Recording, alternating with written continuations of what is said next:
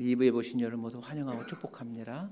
우리 옆분들에게 인사 나누겠습니다. 사랑합니다. 축복합니다. 인사 나누겠습니다. 사랑합니다. 축복합니다. 광고 말씀드립니다. 우리 지난주 드렸던 비전 헌금은 선교사님들에게 보내드렸습니다. 이제 지금 사순절 기간이고 조만간 고난 주간이 오게 됩니다. 3월 25일부터 고난 주간인데 저희 교회는 1년에 한 번 고난 주간 특별 새벽 기도회를 갖습니다. 아침에 오시는 게 불편하지 않으신 분들은 새벽 예배 참석하시고, 또 힘드신 분들은 가정에서 교회 또 유튜브에 생중계됩니다. 함께 가정에서라도 우리 새벽 예배 함께 드렸으면 좋겠습니다. 우리 3월 31일 주일은 부활절 감사 예배로 드리게 됩니다. 오늘 우리 박안이사님 소원의 자매님 가정 가운데 떡을 준비했습니다. 꼭 가져가셔서 맛있게 드시길 바랍니다. 우리 하나님 말씀 함께 보도록 하겠습니다. 하나님 말씀은 누가복음 12장 13절에서 21절까지 말씀입니다. 누가복음 12장 13절에서 21절까지 말씀 번갈아 가면서 보도록 합니다. 제가 먼저 읽겠습니다.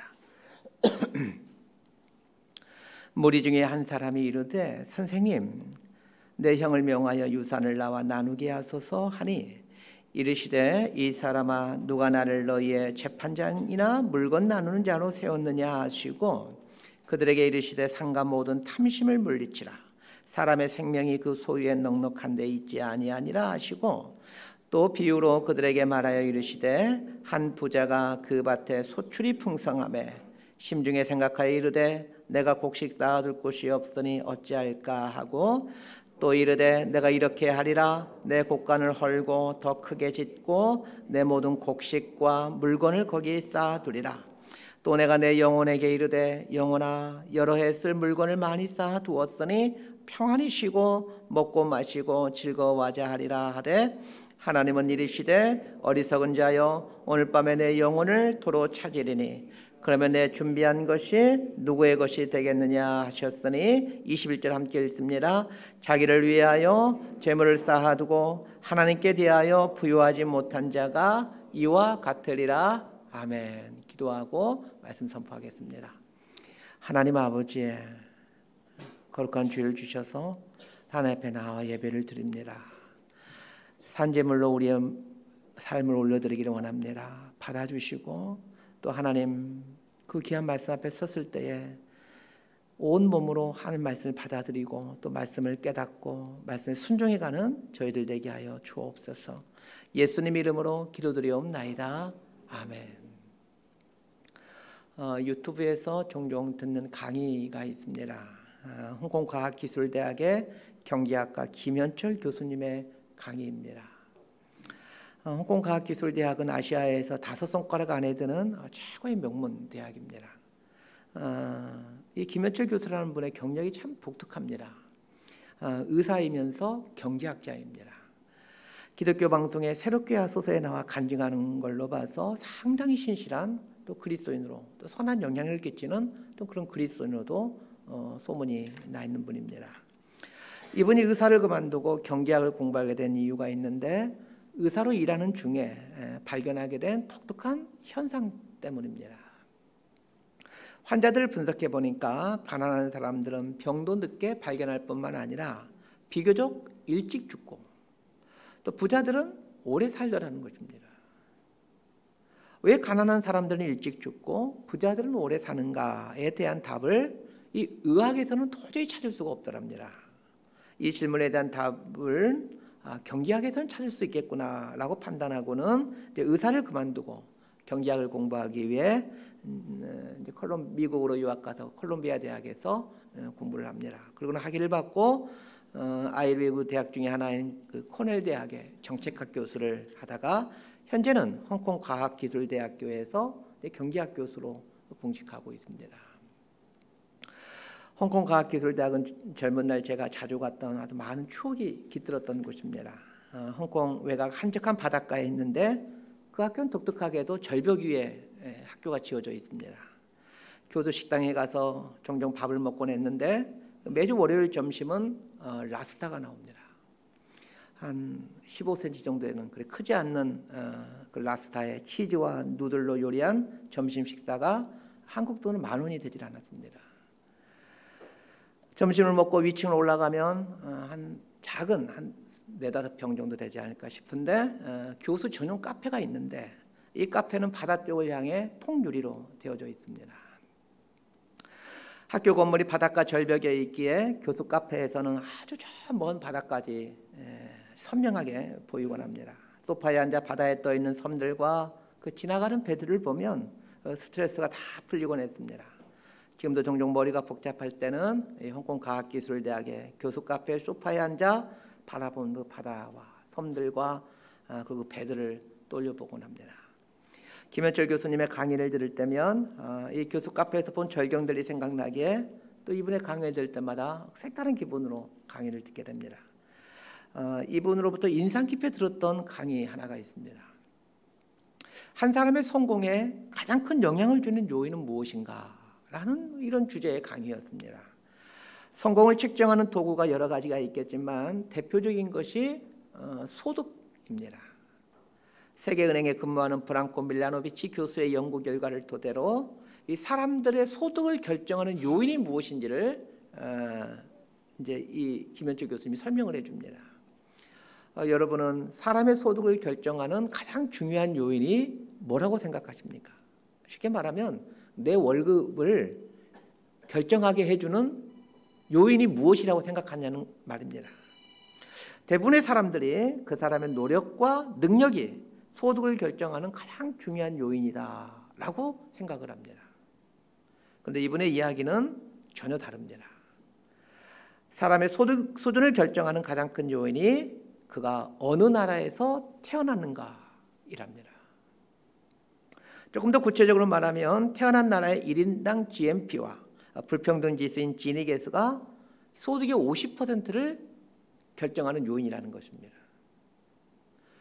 쉽게 말하면 선진국에서 태어났다는 이유만으로 소득이 많아진다는 겁니다. 똑같은 능력과 노력을 했던 두 사람이 있는데 한 사람은 선진국, 한 사람은 후진국에 태어났다면 이 선진국에 태어난 사람의 소득이 이 사람보다 훨씬 더 많다는 얘기입니다. 개인의 소득을 결정하는 두 번째 요인이 어떤 부모에게서 태어났느냐입니다. 부모가 물려준 DNA와 부모가 제공한 어릴 적 환경이 소득의 30%를 결정하더라는 것입니다. 그런데 어떤 나라에서 태어났는가 그리고 어떤 부모에게서 태어났는가는 개인이 선택할 수 있는 영역이 아닙니다. 순전히 운입니다. 그래서 김현철 교수는 개인의 성공을 결정하는 80%가 운이다라고 이야기를 합니다. 물론 이분이 세상 사람들에게 강연할 때는 운이라고 표현했지만 기독교 용어로 바꾸면 하나님의 은혜, 섭리라는 말로 바꿀 수 있습니다. 이분은 자녀들이 어떤 성취를 이룰 때마다 자녀들에게 이렇게 얘기를 한답니다. 얘야, 네가 이런 좋은 결과를 맺은 것은 너의 능력이나 너의 노력 때문이 아니라 하나님의 은혜 때문이란다. 운 때문이란다. 이렇게 얘기를 해주고 좋지 않은 결과 앞에서 풀이주고 있을 때는 얘야, 네가 능력이 없고 노력하지 않았기 때문이 아니라 운이 없었기 때문이란다. 이렇게 말해준답니다. 자, 그런데 한 사람의 소득을 결정하는데 이 80% 이상이 운이지만 소득이 많은 사람들의 상당수는 자신의 노력이나 자신의 능력 때문에 소득이 많아지게 되었다라고 생각한다는 것입니다. 여러분이 이룬 경제적 부에 대해서 바르게 볼 수 있게 되기를 바랍니다. 80%는 운, 아니 하나님의 은혜이고 20%는 내 노력과 능력 때문이다 라고 생각할 수 있게 되기를 바랍니다. 오늘 본문에 보면 유산, 부자, 재물 이런 단어가 핵심 단어로 등장하죠. 오늘 설교는 돈에 대한 내용이겠구나 눈치채셔야 됩니다. 오늘 본문은 예수님이 들려주는 비유인데 일명 어리석은 부자라는 제목의 비유입니다. 예수님께서 어리석은 부자 비유를 해주시는데 이 비유 말씀을 하시게 된 배경이 있습니다. 비유를 공부할 때는 항상 그 비유를 하게 된 동기, 배경을 꼭 보시면서 비유를 보셔야 됩니다. 그래야 그 비유를 해주신 정확한 그 뜻을 알게 되는 거죠. 한 사람이 예수님께 와서 선생님, 제 형에게 말씀하셔서 유산을 나누어 갖게 해주십시오, 이렇게 부탁합니다. 유산 때문에 형제간에 불화가 있는 사람이었습니다. 요즘 시대만 유산 때문에 불화가 있는 것이 아니라 옛날에도, 그리고 종교 공동체였던 이스라엘에도 유산 문제는 심각한 사회 문제였습니다. 정황을 보건대 형이 유산을 다 가져가고 동생은 유산을 받지 못했거나, 혹은 형이 유산의 대부분을 가지고 가고 동생은 아주 적게 가져간 걸로 보여집니다. 우리 주변에도 그런 분들이 있지요. 유산과 관련하여 형제간에 원수지간이 된 분들이 많습니다. 부자들을 주 고객으로 둔 한 세무사분의 말을 들어볼 기회가 있었습니다. 이분은 주로 이제 우리나라의 큰 부자들만 상대로 하는 그런 세무사인데, 세무사 그 부자들의 가장 큰 골칫거리 중 하나가 유산 문제이지 않겠습니까? 이분이 하시는 말이 그렇습니다. 약 한 100억대 이상의 부잣집의 자녀들이 유산 문제로 갈등을 겪지 않는 경우는 찾아보기가 어렵다는 거예요. 외아들인 경우를 제외하고는 형제들이 있는 경우라면 모든 가정이 다 이 유산 문제로 형제간의 갈등이 있다는 거예요. 그래서 자녀들이 원수처럼 살게 하고 싶으신 분들이 있다면 돈을 많이 버셔서 유산으로 물려주시면 됩니다. 자녀들이 유산과 관련해서 왜 싸우는 것일까요? 돈에 대한 훈련이 되어 있지 않기 때문에 그렇습니다. 부모가 자식에게 해야 될 가장 중요한 일은 많은 유산을 물려주는 것이 아니라 돈에 대한 훈련을 시키는 일입니다. 아마 장담하건대 확신하건대 대부분의 부모님들이 자녀들에게 이 훈련시키지 않습니다. 돈에 대한 훈련을 시키지 않습니다. 돈에 대한 훈련이 되지 않는 자녀에게 주어진 많은 유산은 무서운 흉기로 돌변합니다. 얼마만큼 무서운 흉기가 되냐면 피를 나는 형제를 원수로 만들어버릴 만큼 무서운 흉기가 되어버립니다. 한 피를 나눈 형제를 원수로 만들어버린다라면 이것만큼 무서운 흉기가 어디 있겠습니까? 1, 2년에 교회에서 잠깐 공부방을 운영한 적이 있습니다. 청소년 복음화율이 3%가 되지 않는 지금의 이 안타까운 현실을 보면서 이 비참한 현실을 어떻게 극복할까? 목사로서 고민이 안 될 수가 없습니다. 청소년 복음화율이 3% 미만입니다. 어른들은 한 20% 가까이 되죠. 이 말은 무슨 말입니까? 부모들이 자녀들의 신앙에 그렇게 큰 관심이 없다는 얘기입니다.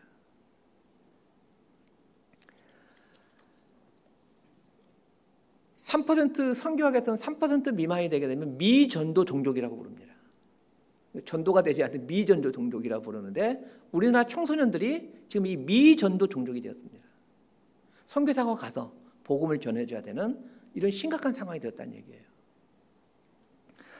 이런 심각한 상황에서 이 문제를 어떻게 극복할까 고민하다가 현재 교회 다니는 우리 어린 아이들만이라도 잘 교육시켜서 정말 이들을 신실한 그리스도인으로 만들어가야 되겠다라는 생각으로 공부방을 시작했습니다. 아이들이 매일 학교가 끝나면 교회에 와서 이제 1층 도서관에서 영어도 공부하고 수학도 공부하고 숙제도 하고 또 책도 읽고 축구도 하고 또 간식도 먹고 이렇게 커리큘럼에 따라 진행합니다. 제가 학생은 아니고 우리 부목사님께서 대부분 과목을 하고 그 일정을 이제 관리를 해주죠. 저는 이제 일주일에 한 번, 1시간만 제가 강의를 하는데 그 과목이 경제교육이 제가 맡은 과목입니다. 여러분 이걸 공부방에 있던 아이들에게 한번 물어보세요. 경제교육 시간이 어땠는지. 아이들이 너무 재밌어했습니다. 저는 집에서도 우리 아이와 경제, 돈에 대한 이야기를 자주 합니다. 어떻게 돈을 벌어야 되는지, 그리고 어떻게 돈을 써야 되는지, 돈 이야기를 귀가 따갑도록 자주 하죠. 어떤 분들은 목사가 성경 이야기를 해야지 돈 이야기를 자주 하냐 하겠지만, 그건 아주 편협한 생각입니다. 사람들이 살아가는 삶의 각 영역들에 대해 성경의 관점이 무엇인가를 가르치는 것이 목사의 일입니다. 돈에 대해서 성경은 뭐라고 이야기를 하는지, 이 성경의 관점을 알려주는 것, 그리고 가정에 대해서 성경은 또 뭐라고 얘기를 하는지, 직업에 대해서 성경은 뭐라고 얘기하는지, 결혼에 대해서 성경은 뭐라고 얘기를 하는지 등등 그 인간 삶을 둘러싸고 있는 그 각각의 영역들에 대해서 성경의 관점을 알려주는 것이 목사의 일입니다. 목사가 되니까 좋은 점이 많습니다. 목사가 되면 직업 특성상 성도들 중에 바르게 돈을 벌어 바르게 돈을 쓰는 분들을 이제 알게 되는 경우가 많죠. 그러면 저녁 밥상머리에서 자녀들에게 이제 그분에 대한 이야기를 하면서 얘야, 그분을 봐라. 돈은 저렇게 벌어서 저렇게 쓰는 거란다. 이렇게 실물 교육을 시킬 수가 있습니다. 목회자들 자녀들 중에 성공하는 사람들이 그 비율이 상당히 높습니다.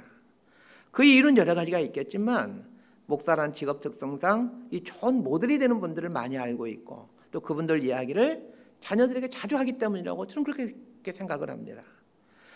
아이는 아비로부터 그분에 대한 이야기를 들으면서 나도 저렇게 살아야겠구나, 나도 저렇게 돈 벌고 나도 저렇게 돈을 써야 되겠구나, 그런 마음을 품게 됩니다. 어려서부터 그런 마음을 품게 되죠. 그래서 성공하는 사람들이 많이 있는 것 같습니다. 예수님께 와서 유산 문제에 대해 해결해 달라고 부탁했던 사람이 어떤 사람인지 한번 보십시다. 13절 말씀 함께 읽겠습니다. 시작.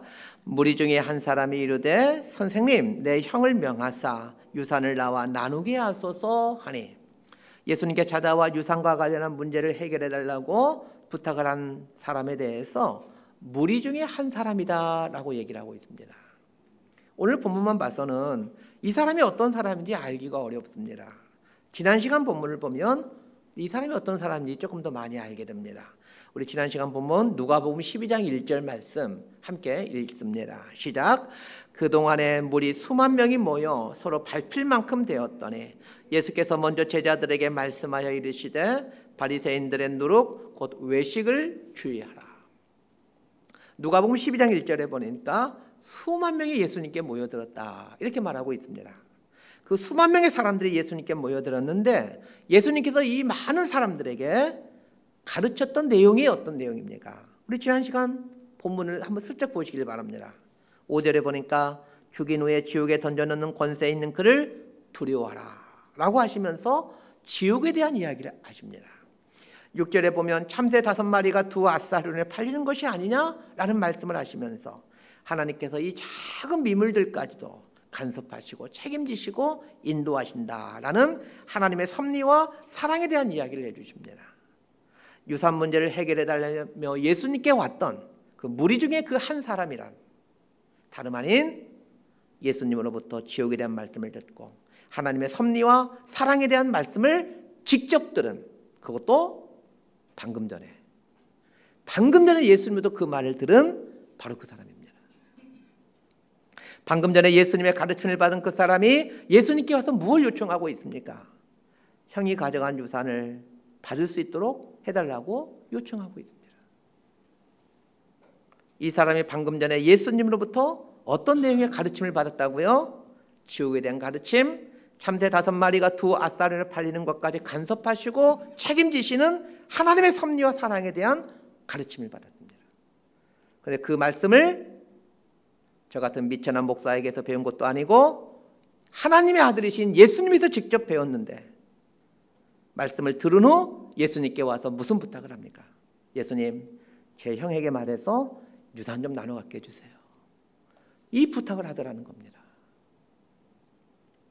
이것은 예수님 말씀을 듣고 감동받고 은혜 받았지만 그 들은 말씀을 자신의 삶에, 특히 돈 문제에 대해 적용하지 못하고 있다는 뜻입니다. 적용하지 못하는 예수님의 말씀은 죽은 말씀입니다. 성경 말씀은 하나님의 말씀이지만 그러나 그 성경 말씀 앞에 서 있는 내가 내 삶의 자리에 돈을 벌고 돈을 쓰는 자리에 이 말씀을 적용하지 않는다라면 내 앞에 있는 성경 말씀은 죽은 말씀입니다. 예수님께서 직접 하신 말씀일지라도 적용하지 못한다라면 죽은 말씀입니다. 눈물 콧물 흘리며 은혜 받은 말씀이지만 내 삶의 자리에 돈을 벌고 돈을 쓰는 자리에 적용하지 못하는 말씀이라면 그 사람에게 있어서 그 말씀은 잠시 공기 중에 파장을 일으키고 사라지는 소음에 지나지 않습니다. 오늘 본문에 나오는 이 사람을 묵상하다가 오늘날 대부분의 신자들이 이런 삶을 살고 있는 건 아닐까 하는 생각을 해보게 되었습니다. 이 사람이 예수님 말씀을 듣기 위해 예수님께 와서 말씀을 들었던 것처럼 많은 성도들은 주일이면 설교 말씀을 듣기 위해 교회에 갑니다.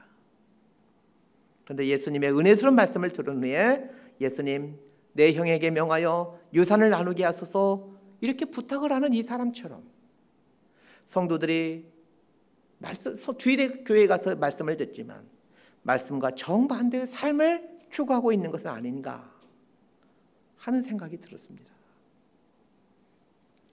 15절 말씀 함께 읽도록 하겠습니다. 시작. 그들에게 이르시되 삼가 모든 탐심을 물리치라. 사람의 생명이 그 소유에 넉넉한 데 있지 아니하리라 하시고, 예수님은 항상 핵심을 간파하시고 핵심을 말씀하시는 분이십니다. 예수님은 이 사람의 문제는 유산 문제가 아니라 이 사람 안에 있는 욕심이 문제라는 것을 간파하십니다. 유산 문제로 형과 갈등이 생긴 근본적인 이유는 탐심, 욕심 때문이라는 겁니다. 형이 유산을 다 가져간 것도 형 안에 있는 욕심 때문이고, 유산을 받지 못한 것 때문에 고통스러워하는 것도 동생 안에 있는 욕심 때문이라는 겁니다. 탐심이 사람의 눈을 가려 정작 봐야 될 것을 보지 못하게 하고 허상을 쫓게 만듭니다. 그래서 탐심, 욕심을 통제하는 훈련을 하는 것이 바른 인생을 살아가는데 꼭 필요한 훈련입니다. 그런데 부모들이 자식을 교육하면서 이 탐심, 욕심을 제어하는 훈련을 하지 않고, 학교에서도 교사가 학생들을 가르치면서도 탐심, 욕심을 제어하는 훈련을 시키지 않고, 교회의 목사가 성도들을 가르쳐야 할 것이 이것임에도 목사조차도 탐심, 욕심을 통제하는 훈련을 가르치지 않습니다. 그러니 당연히 사람들이 허상을 쫓는 삶을 살 수밖에 없습니다. 심지어 어떤 부모들은 자녀들이 탐욕을 더 쫓아가게 하는 교육을 시키곤 합니다. 오늘 말씀이 주는 첫 번째 교훈은 이 돈에 대한 훈련이 참으로 중요한데, 돈에 대한 훈련의 핵심은 욕심을 통제하는 것입니다. 그런데 욕심을 통제하는 훈련은 입으로 가르칠 수 있는 그런 과목이 아닙니다. 욕심을 통제하는 것이 중요하다 아무리 입으로 떠들어도 자녀들의 귀에는 들어오지 않습니다. 욕심을 통제하는 과목은 입으로 가르칠 수 있는 과목이 아니라 삶으로만 가르칠 수 있는 과목입니다. 돈에 대한 이 훈련이 되어 있지 않으면 돈과 관련하여 평생 불행하게 살 수밖에 없고, 돈 때문에 자식들이 싸우는 삶을 살 수밖에 없습니다. 그래서 바르게 살고 또 행복하게 살고 싶으시거든 이 돈에 대한 훈련을 잘 하시고, 또 자식들에게 부지런히 이 돈에 대한 훈련을 시킬 수 있게 되기를 바랍니다. 돈에 대한 훈련의 핵심이 뭐라고요? 욕심을 통제하는 훈련입니다. 유산 문제를 해결해 달라는 사람의 요청에 대해 예수님은 거기에 있는 수많은 무리들에게 비유 말씀을 들려주십니다. 여러분도 예수님이 들려주신 이 비유 말씀 앞에 서 있으면서 예수님의 말씀을 듣고 있는 사람이라고 생각하고 오늘 말씀을 한번 잘 들어보시길 바랍니다. 그리고는 참 은혜스러운 말씀이구나, 깊이 있는 말씀이구나, 여기서 그치지 말고 예수님의 이 비유를 여러분의 삶의 자리에, 특히 돈 문제에 적용하고 실천해야 됩니다. 그래야 이 말씀이 살아있는 하나님의 말씀이 되는 겁니다. 자, 16절에서 19절까지 말씀 우리 함께 읽도록 합니다. 시작.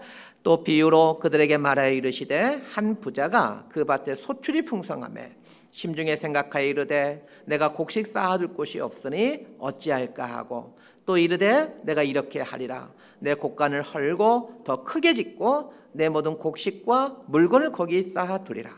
또 내가 내 영혼에게 이르되 영혼아, 열에 쓸 물건을 많이 쌓아두었으니 평안히 쉬고 먹고 마시고 즐거워하자 하리라 하되. 부자 한 사람이 등장합니다. 상당한 거부인 걸로 보여집니다. 이 사람은 원래부터 부자였는데 어떤 애 밭에 소출이 어마어마하게 생겨서 지금까지 있는 곡간으로는 도저히 이 곡식들 다 저장할 수가 없어서 곡간을 더 크게 지어야 되겠다라고 생각을 합니다. 지금 우리식으로 표현하면 통장이 많이 있었는데 그 통장으로도 부족해서 더 많은 통장을 만들어야 되겠다, 이렇게 생각하면 될 것 같습니다. 여러분에게 묻겠습니다. 오늘 본문에 나온 이 부자 부럽습니까? 안 부럽습니까? 솔직히 말씀하세요. 저는 부럽습니다. 그런데 우리 모두가 부러워하는 이 부자를 향해 하나님께서 뭐라고 말씀하시는지 보십시오. 20절 보면 어리석은 자여 이렇게 말씀하십니다. 질문한 김에 또 하나 해보십시다.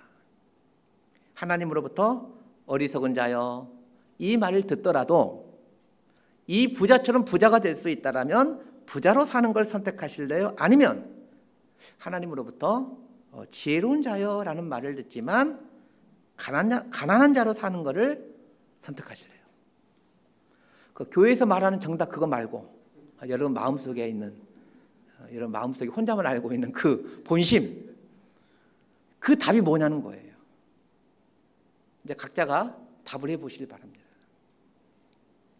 하나님께서 이 부자를 어리석은 자라고 부르고 있습니다. 우리가 보기에는 이 부자에게서 어리석은 모습을 찾아볼 수 없는데 하나님은 이 사람을 가리켜 어리석은 자라고 말씀하십니다.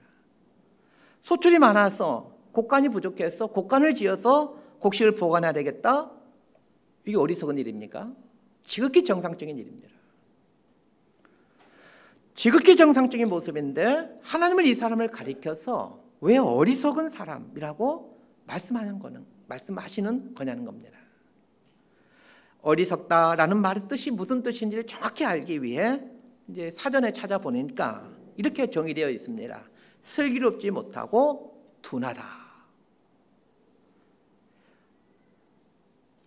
어리석다는 말의 뜻이 슬기롭지 못하고 둔하다 이런 뜻이라고 우리 사전에 보니까 그렇게 정의되어 있어요.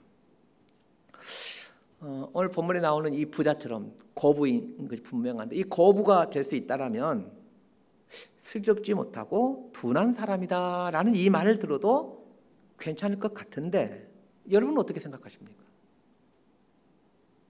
저 개인적으로는 오늘 본문에 등장하는 부자처럼 이 정도로 큰 부자가 될 수 있다라면 가지껏 슬기롭지 못하다, 둔하다 이런 평가를 받아도 그리 나쁘진 않을 것 같습니다. 목사님 실망이에요. 이렇게 생각해도 어쩔 수가 없어요. 이 정도의 부자로 살 수만 있다라면 슬기롭지 못하고 둔하다 이 평가를 받고 살 생각도 있습니다. 그런데 헬라어 원어로 어리석다라는 단어를 보고는 생각이 싹 달라졌습니다. 어리석다라는 헬라어 단어는 아프론이라는 단어입니다.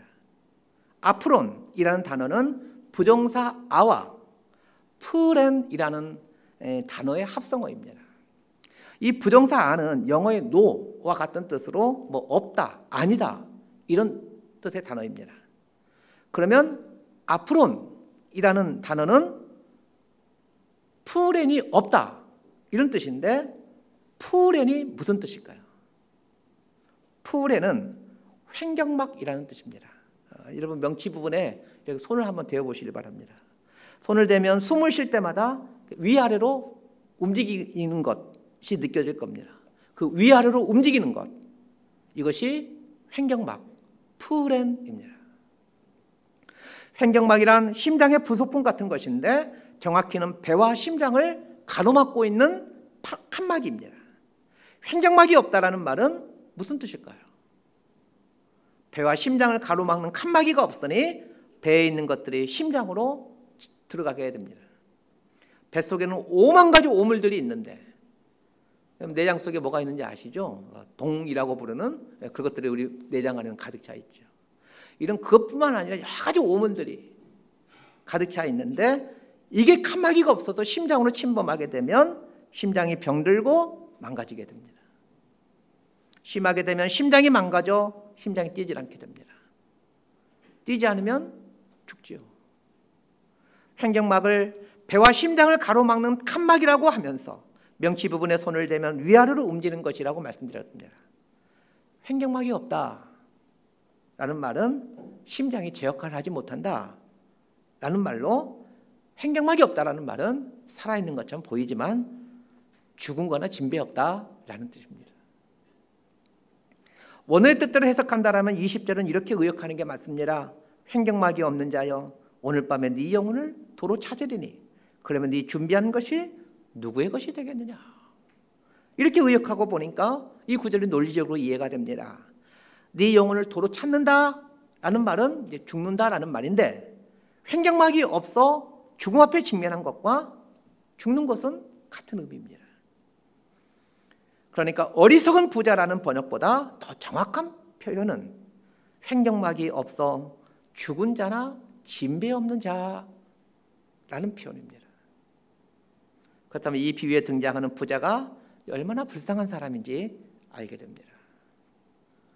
그러면 이 부자가 어리석은 자, 횡격막이 없는 죽은 자나 진배 없는 사람이라고 평가받고 있는 그 이유를 한번 생각해 보십시다. 부자가 어리석은 자, 즉 심장이 뛰지 않는 죽은 사람에 대한 이유를 아는 것이 아주 중요합니다. 왜냐하면 자칫하면 우리도 이 횡격막이 없는 이 부자처럼 살아갈 수가 있기 때문에 그렇습니다. 자, 17절에서 19절까지 말씀 함께 읽습니다. 시작. 심중에 생각하여 이르되 내가 곡식 쌓아둘 곳이 없으니 어찌할까 하고 또 이르되 내가 이렇게 하리라. 내 곡간을 헐고 더 크게 짓고 내 모든 곡식과 물건을 거기에 쌓아두리라. 또 내가 내 영혼에게 이르되 영혼아 여러 해 쓸 물건을 많이 쌓아두었으니 평안히 쉬고 먹고 마시고 즐거워하자 하리라 하되. 자, 이 구절에서 읽었던 이 구절에서 가장 많이 반복해서 나온 단어가 어떤 단어인지, 예수님께서 어떤 단어를 반복해서 사용하고 있는지 한번 얼른 보시길 바랍니다.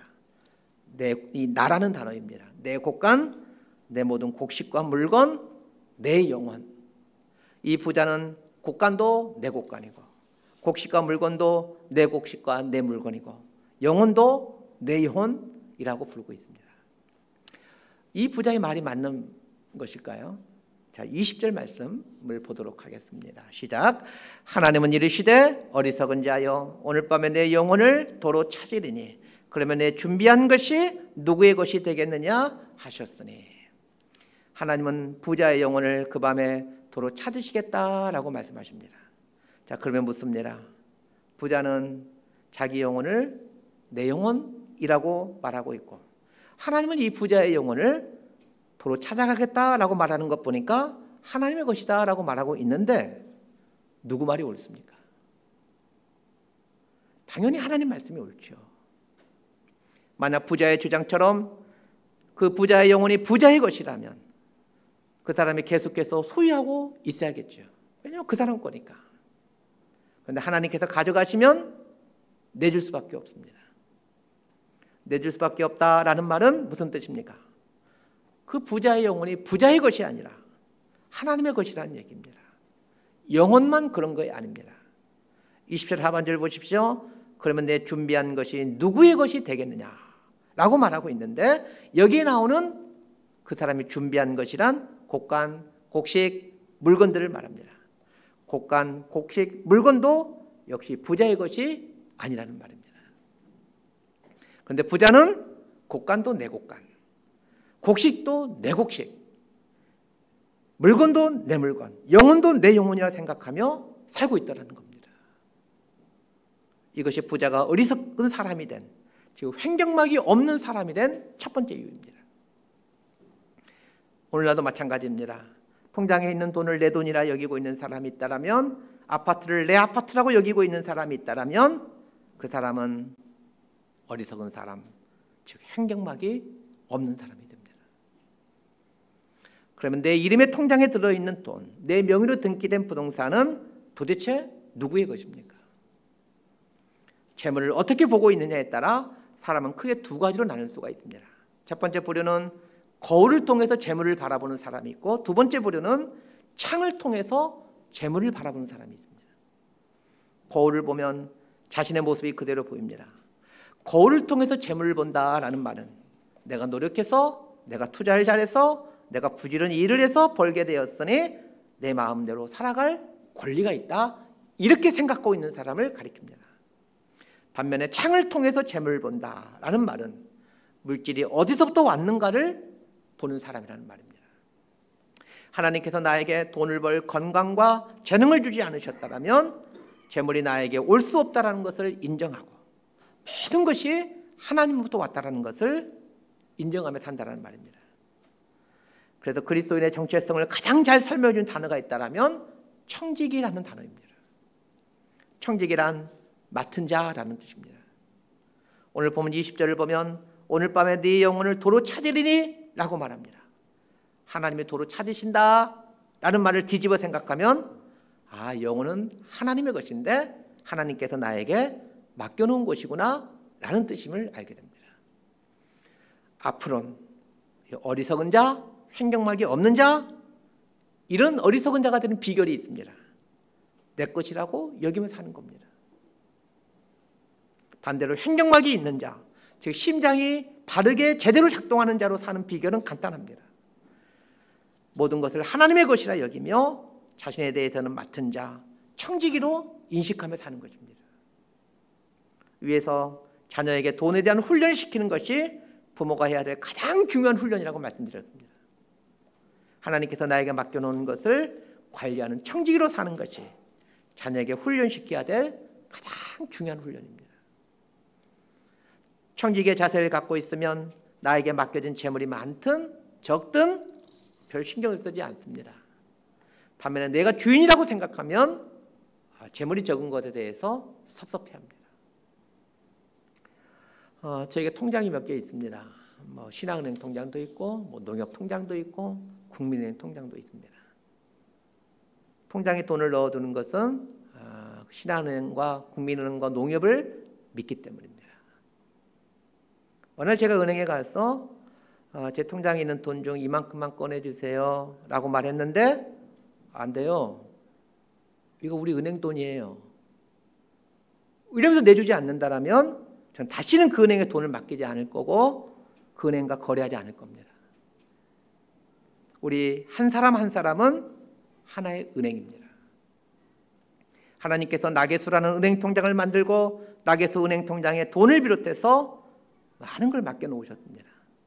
하나님께서 당신이 맡겨놓은 돈을 찾으려고 하는데 안 돼요. 이거 나게수 통장이에요. 내 이름 통장이에요. 줄 수 없어요. 이렇게 한다라면 그 다음부터 하나님은 저랑 거래를 하지 않으실 겁니다. 은행에 가보시면 아시겠지만 은행 직원들이 얼마나 참 남자들 다 잘생기고 여자분들 참 예쁜 직원들만 뽑는 것 같아요. 그리고 하나같이 얼마나 친절한지 모릅니다. 하나님께서 나게수 은행 통장에 돈을 맡겨놓으시고는 찾으러 오셨을 때 친절하게 웃으면서 90도로 인사하면서 하나님 여기 있어요. 이렇게 한다면 하나님은 계속해서 나게수 은행과 거래하실 겁니다. 여러분 각자의 은행에 대해 하나님의 마음 놓으시고 재물을 맡겨놓으실 수 있으실까? 곰곰이 생각해 보시길 바랍니다. 오늘 본문의 비유에 등장하는 부자의 결정적인 실수가 이것입니다. 부자 이름의 계좌에 하나님이 맡겨놓은 재물에 대해 부자가 내곡간, 내곡식, 이거 내 물건, 내 영혼이라고 하면서 자기 것이라고 주장하고 있기 때문입니다. 부자가 어리석은 자, 횡경막이 없는 자가 된 두 번째 이유가 있습니다. 자, 19절 말씀 함께 읽도록 하겠습니다. 시작. 또 내가 내 영혼에게 이르되 영혼아 열에 쓸 물건을 많이 쌓아두었으니 평안히 쉬고 먹고 마시고 즐거워하자 하리라 하되. 이 부자의 말을 잘 생각해 보시길 바랍니다. 영혼아 열에 쓸 물건을 많이 쌓아두었으니 평안히 쉬고 먹고 마시고 즐거워하자. 여러분 이 부자의 말을 한번 잘 생각해 보시길 바랍니다. 양식을 먹고 마시고 즐거워하고 쉬는 것은 육체이지 영혼이 아닙니다. 그런데 이 부자는 양식을 많이 쌓아두었기에 영혼이 평안하다 이렇게 말을 합니다. 재물이 많으면 육체가 평안하지 영혼이 평안한 것이 아닙니다. 재물이 적으면 육체가 불편합니다. 그렇다고 재물이 적다고 영혼까지 불편한 것은 아닙니다. 몸은 식량을 배불리 먹음으로 평안하게 되지만 영혼은 식량을 많이 먹는다고 평안하게 되는 게 아닙니다. 영혼의 양식은 따로 있습니다. 무엇이 영혼의 양식일까요? 우리가 잘 알고 있는 유명한 말씀이 있습니다. 사람이 떡으로만 사는 것이 아니요 하나님 입에서 나오는 말씀으로 사는 것이라.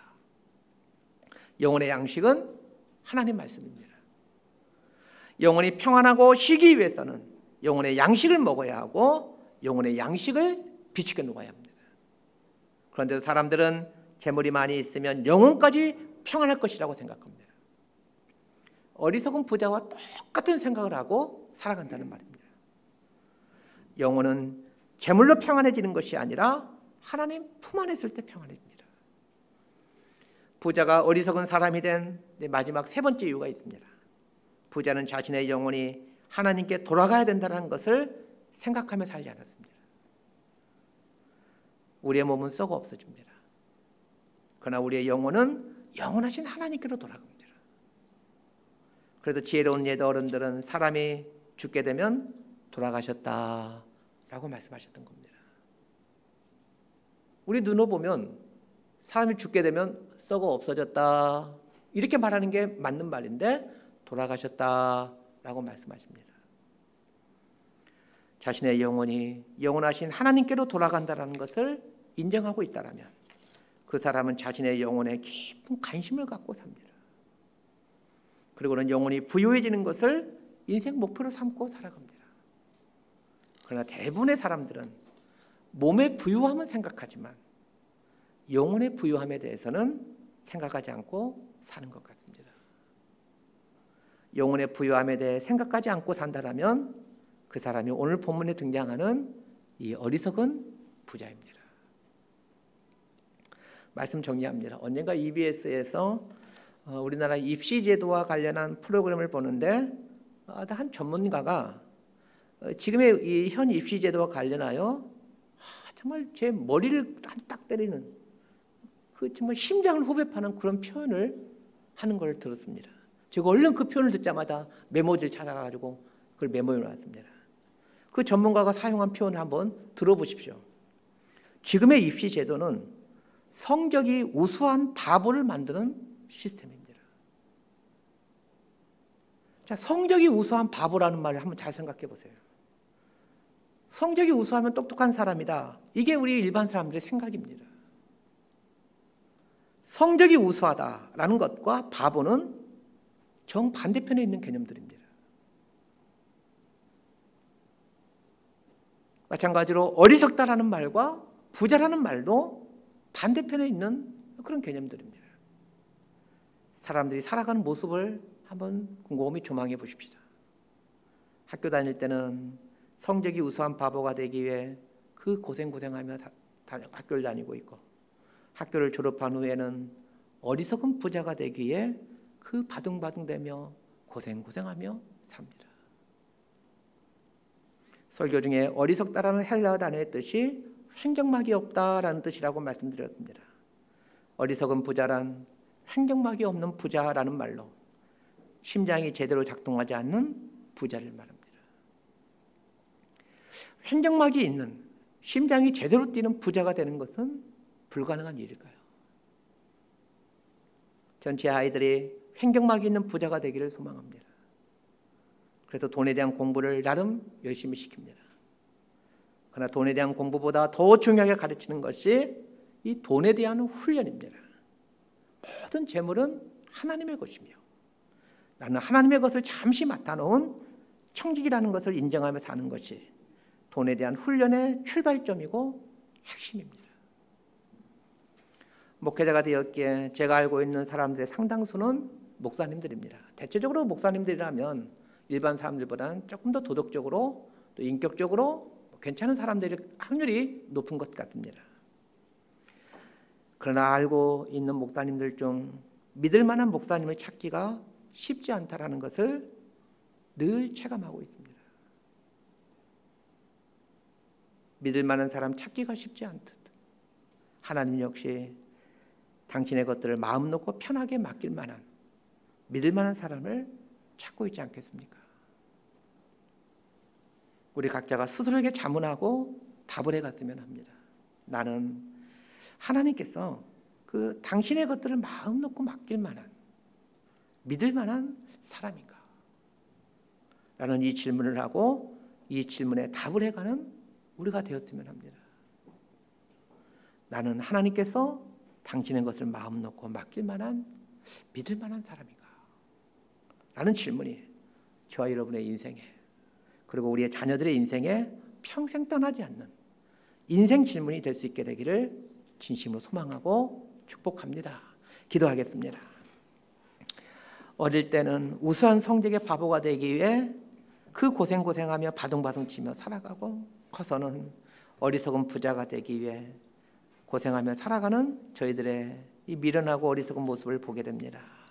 나라는 사람은 하나님께서 당신의 것을 마음 놓고 맡길 만한 믿을 만한 사람인가?